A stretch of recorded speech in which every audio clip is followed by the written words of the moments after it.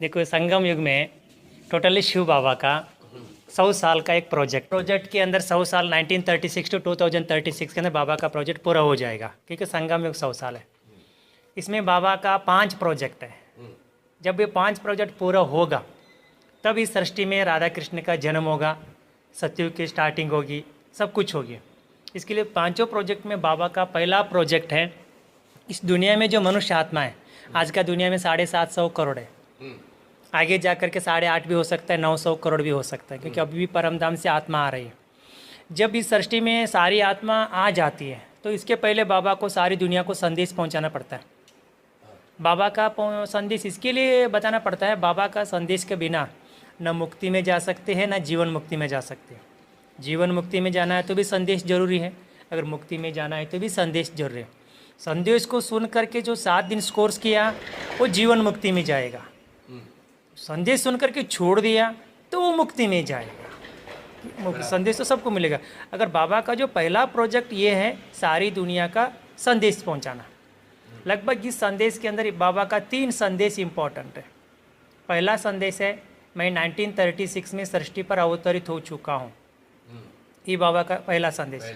Second संदेश, मेरे से इस दुनिया में रहने वाला कोई भी मनुष्य आत्मा, लगभग 5 साल से लेकर के 100 साल की उम्र वाला, वो बाबा से 21 जन्मों की वर्षा ले सकता है, वो कोई भी हो।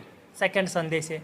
तीसरा संदेश है, ड्रामा प्लान अनुसार जो बाबा ने मुरली में कहा है, संगम युग 100 साल है, इसके लिए कलयुग जाएगा और सतयुग आएगा। जब ये 3 संदेश बाबा ने वर्ल्ड को डिक्लेयर करेगा, पहला मैं आया हूँ, सृष्टि पर अवतरित हो चुका हूँ। सेकंड, मेरे से वर्षा ले सकते। तीसरा, कलयुग जाएगा, सतयुग आएगा, 2036 के अंदर मैं सत्य को स्टार्ट करूँगा। जब इस बाबा ने वर्ल्ड को 3 संदेश पहुँचाया, सारे 900 करोड़ को, पहला प्रोजेक्ट है। सेकंड, इस संस्था के साथ न चाहते हुए 33 करोड़ लोग 7 डेज कोर्स करेगा, क्योंकि बनी बनाया ड्रामा है, क्योंकि 7 डेज कोर्स वाला ही त्रेता में जा सकते, संदेश वाला नहीं जा सकते। जब 33 करोड़ लोग 7 डेज कोर्स किया, ये बाबा का सेकंड प्रोजेक्ट है। तो सेकंड है, पहला संदेश पहुंचाया, सेकंड 7 डेज कोर्स करवाया।